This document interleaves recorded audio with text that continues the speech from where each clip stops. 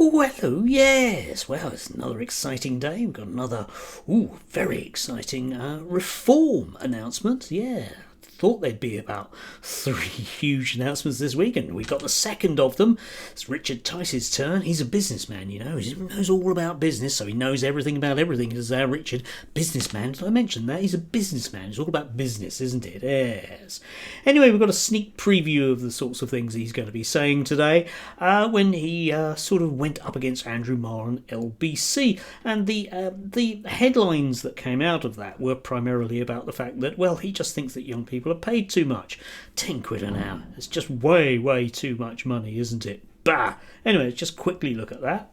You think the minimum wage is too high? It's not very high. It's sort of £10 or if you're younger. As Nigel said, there's a range of ways of looking at it. If it means that young people are priced out of work because the minimum wage for young people has been increased too far, you've got to be willing to look at it. So it's about 10 quid an hour. You think that's too far? Too much? But the direction of travel is further north in a declining. Day, perhaps, over the next couple of years, that's the Labour ambition. In a declining economy where private sector jobs are falling, we've got to be realistic about what's the right thing. So, well, what works? Okay, so listen, I'm really interested in this. I'm sitting at home. I am 18 years old. I'm going to get the minimum wage in my first job. I really want to know what Richard Tice thinks I should be paid per hour.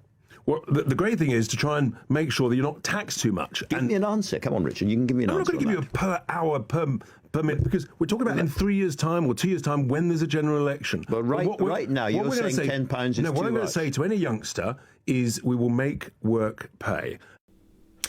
Yes, well, there you have it. You see, young people just aren't worth anything. They're all a bit useless. They don't know about business, like Richard does. Did I mention about business? He will, yeah.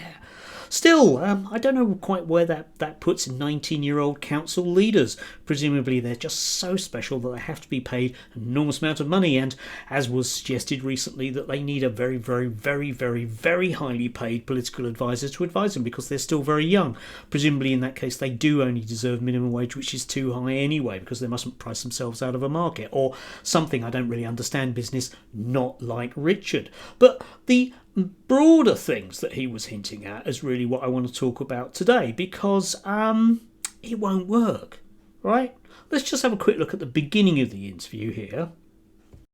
Are you a Thatcherite party or are you a populist party leaning in some respects to the left?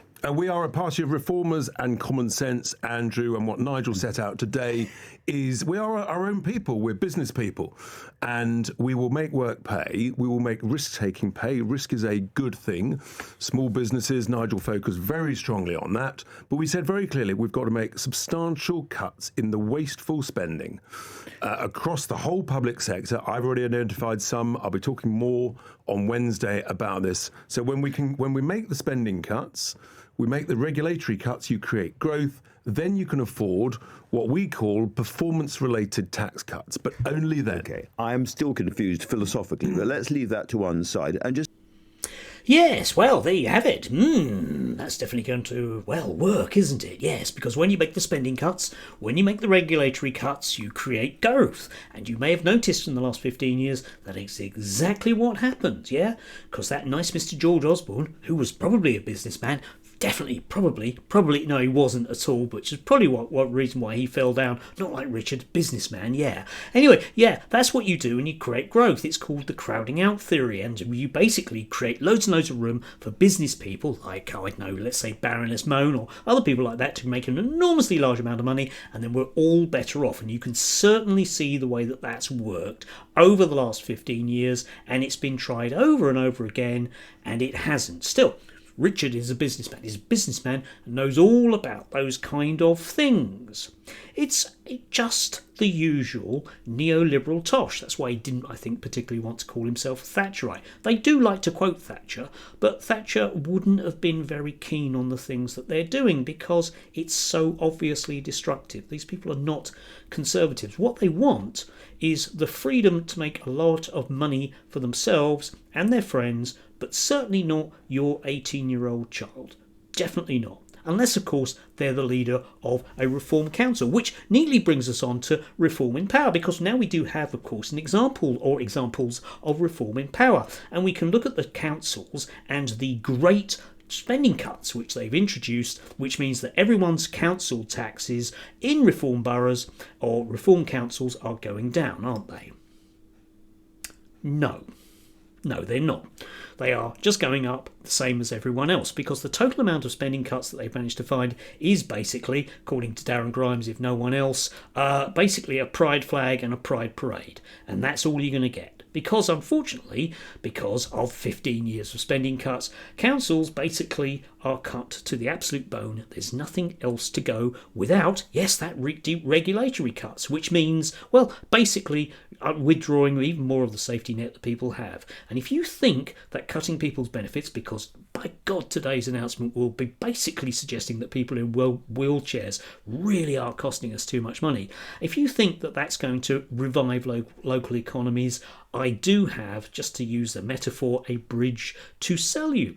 Because the whole Doge thing, you may remember that, yeah, because they do love copying King Trump in America. Yeah, the whole Doge thing was going to sort all this out. Remember Zia, yeah, chairman. Yeah, how did he become chairman? Because at least Richard Tice was voted for. Well, Zia just paid £100,000 and they made him chairman, because obviously that's a good qualification for the role, isn't it? Yeah. Still, I'm sure the members have no say in that whatsoever, as we may have noticed. Yeah. But the whole thing about the Doge problem is that there is nothing to be cut. They can't do anything, and even they can't agree that they should be allowed to look at the books, because it's not democratic. So a Reform Party will come in and do exactly the same things that have been happening for the last 15 years, which haven't worked at all, other than made a handful of people at the top very, very rich, and